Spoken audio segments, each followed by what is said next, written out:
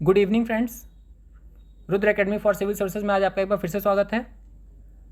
आज से आपके सामने मैं प्रस्तुत कर रहा हूं अपनी एक नई वीडियो सीरीज, जो कि हर एक सप्ताह पर आपके सामने मैं रखूंगा और ये रविवार को ये सीरीज आएगी। ठीक है ना। आज तो वैसे सोमवार है, लेकिन ये सीरीज आपको अब आगे से हर रविवार को मिलेगी। ठीक, लेकिन मैं ये वीडियो सीरीज शुरू ही क्यों कर रहा हूँ, इसके पीछे मोटिव क्या है मेरा, आपके लिए किस तरीके से बेनिफिशियल होगी, जो पूरी भीड़ है उस भीड़ से अलग हट करके आप अपनी तैयारी को कैसे एक नया आयाम दे पाएंगे, इस पे मैं आपसे कुछ चर्चा करना चाहूँगा।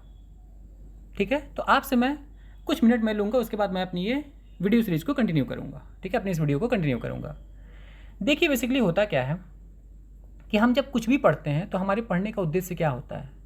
बहुत ही सिंपल सी बात है।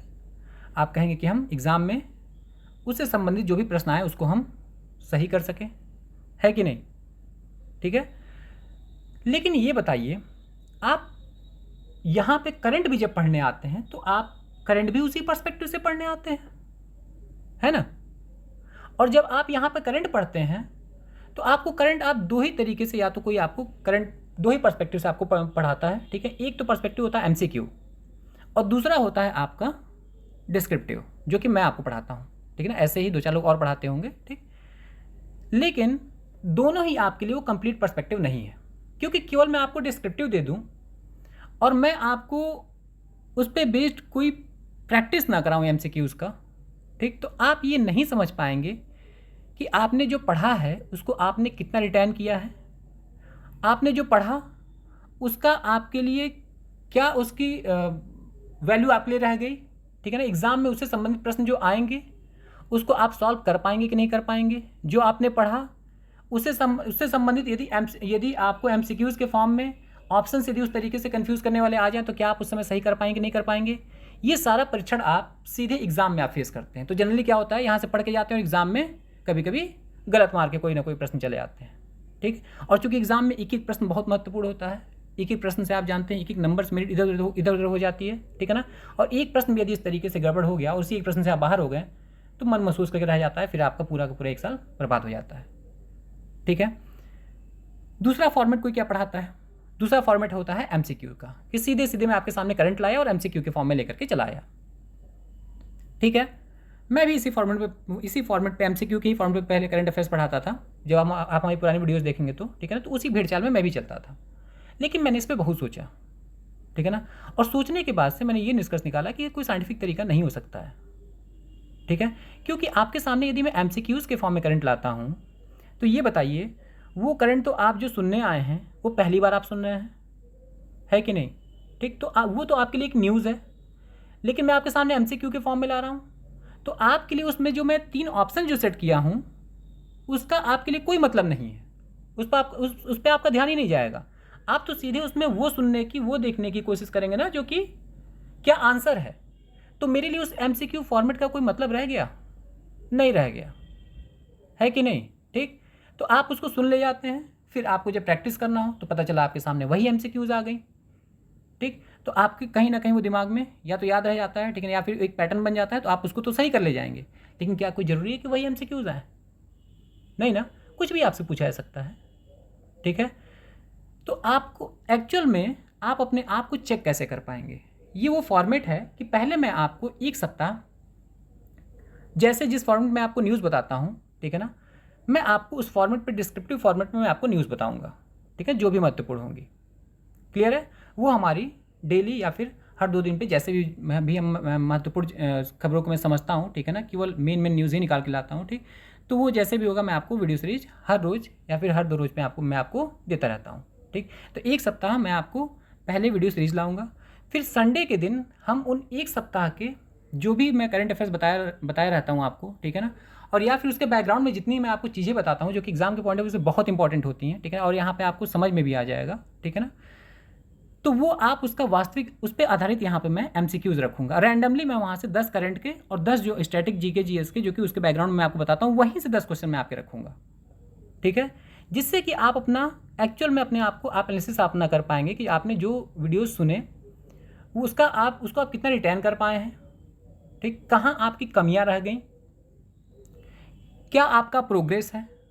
ठीक, ठीक। तो यानी आप एग्जाम में उन क्वेश्चंस को उस तरीके के डायमेंशंस को काउंटर करने से पहले आप यहीं पे एक बार आपका काउंटर हो जाएगा, ठीक। एक बार नहीं, दो बार हो जाएगा, क्योंकि महीने के लास्ट में मैं एक वीडियो सीरीज लाऊंगा, वो कंप्लीट होगी, ठीक। उसमें ये सब प्रश्न तो रहेंगे ही, इसके अलावा भी ढेर सारे उसमें प्रश्न रहेंगे। उसमें सारे के सारे प्रश्न जितने भी मैंने आपको जितनी भी चीज़ें बताया रहूँगा उसमें डिफरेंट डायमेंशंस में आपको क्वेश्चन कवर करके दूंगा, ठीक।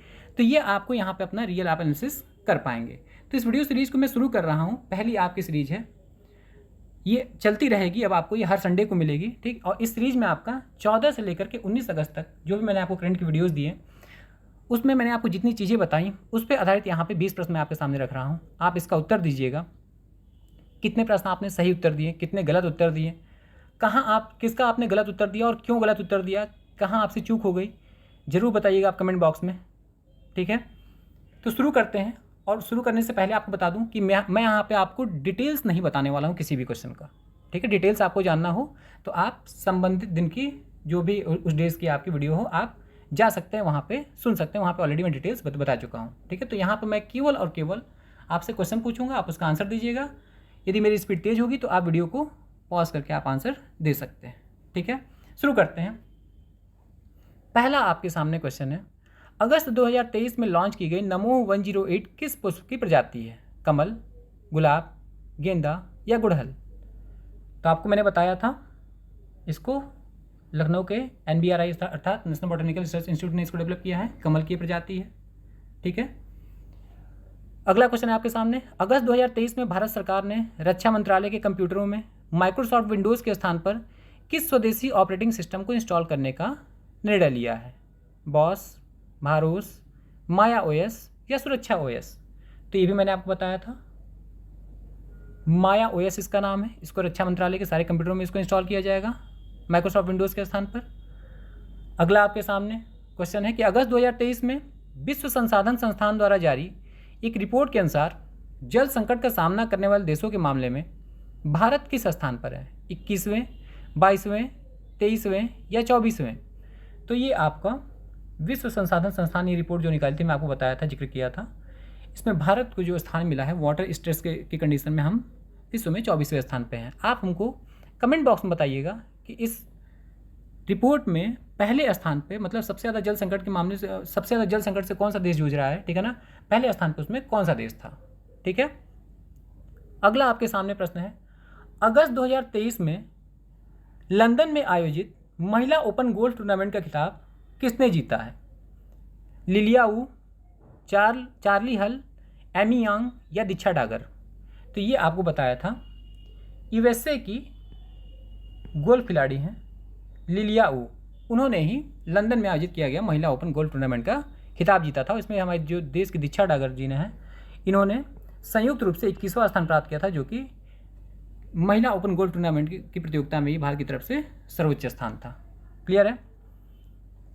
अगला आपके सामने प्रश्न है, अगस्त 2023 में जंगलों में लगी आग के कारण सुर्खियों में रहा लाहाइना शहर किस महासागर में एक द्वीप पर स्थित है?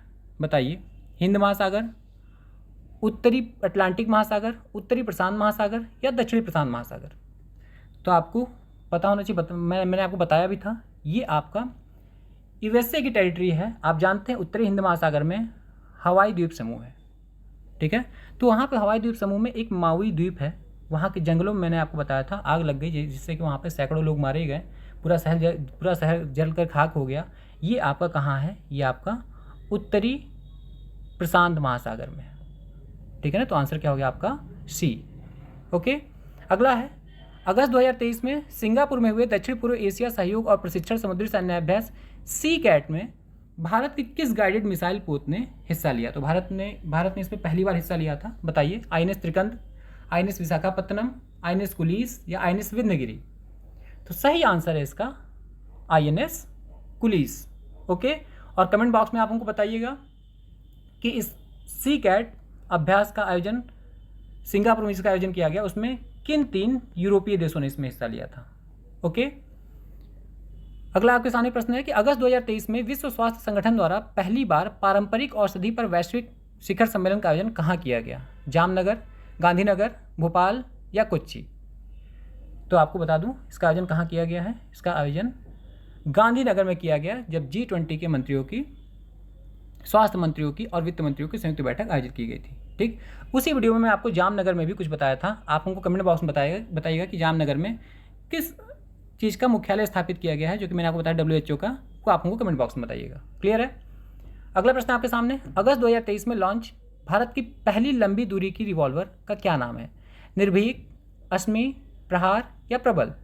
तो ये आपकी रिवॉल्वर है, ध्यान रखिएगा, बताया था मैंने आपको, प्रबल। ठीक है, तो इसका आंसर क्या हो गया? डी। ओके। अगला प्रश्न आपके सामने, विश्व मानवतावादी दिवस प्रतिवर्ष कब मनाया जाता है? 12 अगस्त, 13 अगस्त, 18 अगस्त या 19 अगस्त? तो ये भी मैंने आपको बताया था, प्रतिवर्ष world humanitarian day 19 August, that means 19 अगस्त को मनाया जाता है। ठीक है, जबकि 12 अगस्त को मैंने आपको क्या बताया था, इंटरनेशनल यूथ डे और वर्ल्ड एलिफेंट डे के रूप में मनाया जाता है। क्लियर है।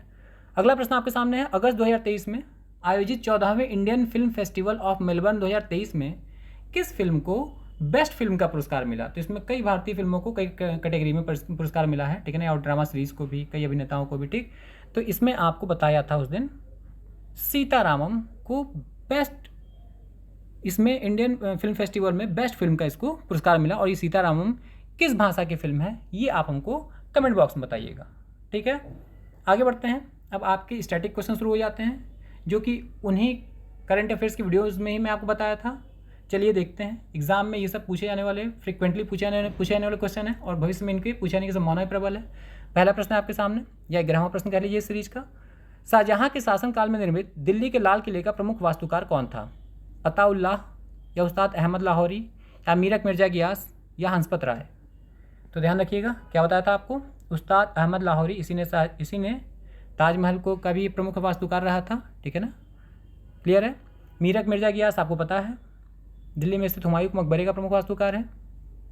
अताउल्लाह बीबी के मकबरे का, जो कि औरंगाबाद में है, जिसका नाम छत्रपति संभाजी नगर अब हो गया है, उसका एक प्रमुख वास्तुकार था। ठीक है, जबकि हंसपत राय ये बीबी के मकबरे का प्रमुख इंजीनियर था। क्लियर है। अगला आपके सामने 12वां प्रश्न, निम्नलिखित में से किस संगठन द्वारा पर्यावरण के क्षेत्र में प्रसिद्ध इंटरनेशनल यंग इको हीरो पुरस्कार प्रदान किया जाता है? Green peas international, fee foundation, action for nature या पेटा? तो ये भी मैंने आपको बताया था, एक्शन फॉर नेचर द्वारा इस साल 5 बच्चों को ये पुरस्कार दिया गया। उस वीडियो में मैंने आपको डिटेल्स में उन बच्चों का नाम बताया हूँ। ठीक है, एक्शन फॉर नेचर का हेडक्वार्टर कहाँ है, ये भी मैंने आपको बताया था। कमेंट बॉक्स में आप हमको बताइएगा। ठीक है ना, कहाँ इसका मैंने हेडक्वार्टर बताया था। ठीक है, ग्रीन पीस इंटरनेशनल का हेडक्वार्टर कहाँ पे, कई बार एग्जाम में पूछा जा चुका है, ये भी एक NGO है। इसका हेडक्वार्टर आपका एम्स्टर्डम में है। फी फाउंडेशन, भारत में जो समुद्री जो तट हैं उनको जो ब्लू फ्लैग जो प्रमाणन दिया जाता है, वो इसी फी फाउंडेशन के द्वारा ही दिया जाता है। फुल फॉर्म है आपका फाउंडेशन फॉर इन्वायरमेंट एजुकेशन, जो कि ये भी एक NGO है। इसका हेडक्वार्टर कहाँ है, तो इसका हेडक्वार्टर आपका कोपेनहेगन डेनमार्क में है। जबकि पेटा आप सबको पता है, people for ethical treatment for animals, मतलब एनिमल्स के साथ एथिकल ट्रीटमेंट के लिए काम करती है। इसका मुख्यालय कहाँ पे है, तो USA के वर्जीनिया प्रांत के नॉरफ्लॉक नामक स्थान पे है। क्लियर है। आगे बढ़ते हैं, विश्व स्वास्थ्य संगठन की स्थापना किस वर्ष की गई थी? 1945, 46, 48 या 50? तो आपको बताया था कि विश्व स्वास्थ्य संगठन की स्थापना कब की गई थी? 7 अप्रैल 1948 को, और इसी दिन विश्व स्वास्थ्य दिवस के रूप में मनाया जाता है। ठीक है ना, 7 अप्रैल के दिन को। क्लियर है।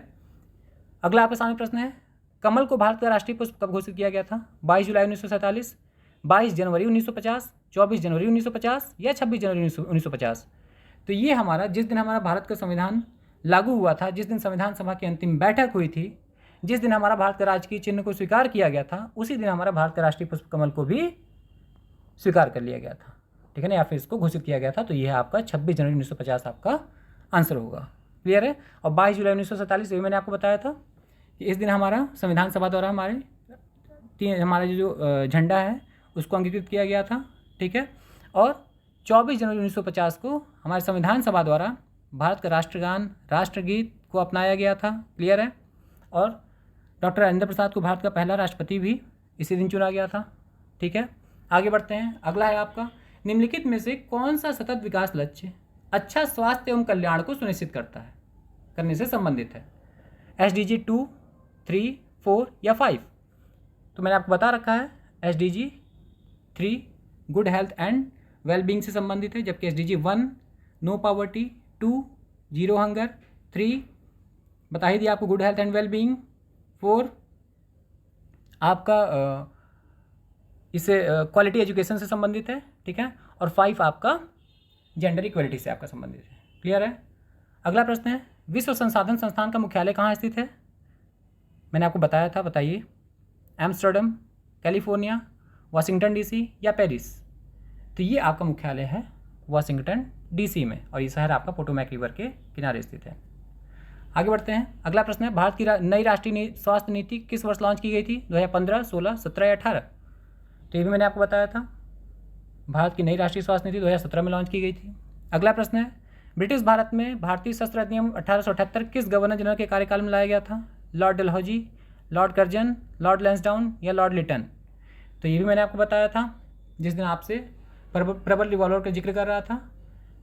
भारत में लॉर्ड लिटन के शासनकाल में पहली बार भारतीय शस्त्र अधिनियम लाया गया था। लॉर्ड लिटन भारत में 1876 से लेकर के और 1880 तक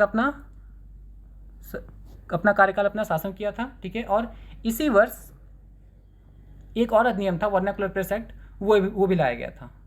क्लियर है। आगे बढ़ते हैं। अगला प्रश्न है, स्वास्थ्य एवं स्वच्छता भारतीय संविधान की 7वीं अनुसूची के अंतर्गत किस सूची का विषय है? संघ सूची, राज्य सूची, समवर्ती सूची या अवशिष्ट सूची? पता है आपको 7वीं अनुसूची के अंतर्गत 3 ही सूचियाँ हैं, ठीक है ना। ये तीनों में कुछ नहीं है तो उसको अवशिष्ट शक्ति मान ली जाती है, जो कि केंद्र के पास होती है, ठीक। तो स्वास्थ्य एवं स्वच्छता, कंफ्यूज नहीं होना है, ये आपका राज्य सूची का विषय है। किसका? राज्य सूची का। क्लियर है। अगला प्रश्न आपके सामने है और अंतिम प्रश्न है आज का। टॉयलेट मैन ऑफ इंडिया के नाम से विख्यात बिंदेश्वर पाठक द्वारा सुलभ इंटरनेशनल की स्थापना किस वर्ष की गई थी? 1970, 1975, 1980 या 1990? पता है आपको हाल ही में बिंदेश्वर पाठक जी का निधन हो गया, तो बताइए इनकी जो संस्था थी सुलभ इंटरनेशनल, उसकी स्थापना आपको बताया था किस वर्ष की गई थी?